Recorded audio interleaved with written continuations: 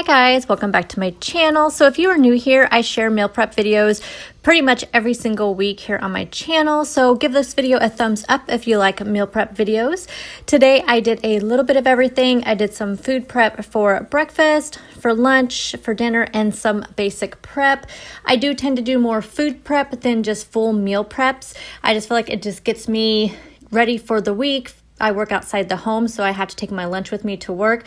So it just helps me stay on track. So let's get into the video.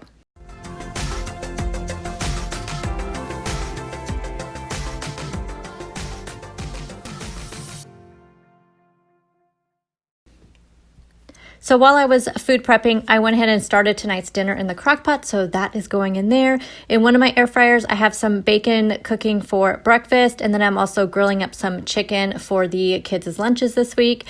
And then I started some basic prep by starting out by making some dressings.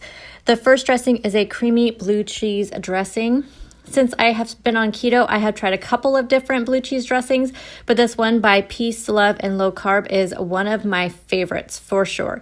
I will have the recipe linked down below in the description box. So to my bowl, I'm adding in 1 cup of mayo, a half of a cup of sour cream, 1 tablespoon of lemon juice, 1 teaspoon of Worcestershire, 1 teaspoon of garlic powder, some salt, pepper, and then 3/4 of a cup of blue cheese crumbles. And lastly, I added in a 1/4 cup of fresh chopped chives. So if you like blue cheese dressing, you guys definitely give this one a try. The next dressing I'm putting together is a creamy Italian dressing. This is such an easy recipe. I kind of just came up with it this weekend when I was doing a different video. So in my bowl here, I have a cup of mayo, 4 tablespoons of red wine vinegar, 2 tablespoons of avocado oil, 2 teaspoons of garlic powder, and 2 teaspoons of Italian herbs, and that is it. You guys, the flavor of this dressing is amazing. It packs so full of flavor, I guess I should say. It just has a lot of flavor. The last dressing I'm needing is something I need for dinner later in the week. I'm going to be having Big Mac salad, so I wanted a Thousand Island dressing. And this one comes out of the Craveable Keto Cookbook. I will have that cookbook linked down below. I absolutely love that cookbook. I did link, though, her Keto Russian dressing down below, which is very, very similar to this Thousand Island one from her cookbook. So for one of my snacks this week, I made a dill pickle dip that I found on Instagram. The name of the Instagram channel is Keto in Pearls, and I've just recently discovered her. She also has a website with the same name. So make sure you check out the description box for a link for the full recipe. And I plan on eating this with celery or some pork rinds or just by itself.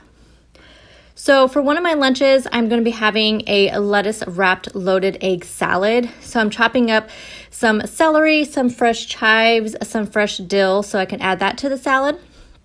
In my bowl here, I have 6 hard-boiled eggs.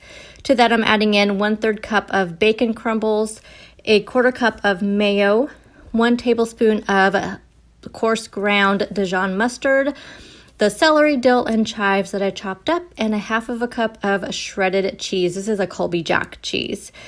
And then also for another lunch this week, just to have another option, I cooked up some chicken tenders in the air fryer. For one of my dinners this week, I'm going to be making just the real thing lasagna from the Craveable Keto Cookbook. She also has this recipe on her website, so I will have it linked down below. This recipe is a little bit more involved, so I wanted to get some of the prep done out of the way so when I got home from work, I could just throw it together really easily. So the first thing I'm going to make is going to be her hearty tomato meat sauce. And this is also on her website, so I'll have it linked down below. So my skillet here, I have a pound of ground beef and a 1/3 of a cup of onion, and then also 2 tablespoons of minced garlic. So I'm just going to cook that all up.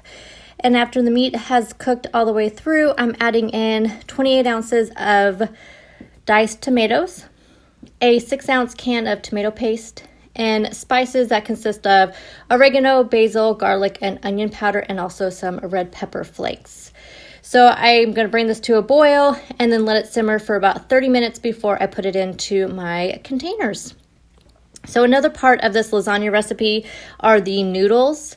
So I'm going to go ahead and cook those up as well. So in a bowl, I'm mixing together 4 ounces of cream cheese and 2 eggs, Once that's all mixed up, I'm going to add in a 1/4 cup of grated Parmesan cheese, some Italian seasonings, garlic powder, and onion powder. And then I need to fold in a 1 1/4 cup of shredded mozzarella cheese. And I'm going to get that all mixed together really well. I layered some parchment paper in a 13x9 baking dish and just pour your mixture in. And then you're going to bake this at 375 degrees for 20 to 25 minutes. My oven tends to cook a little bit hot, so I did mine for 20 minutes. And then you're going to want to let this cool completely before cutting it into 3 pieces for the lasagna.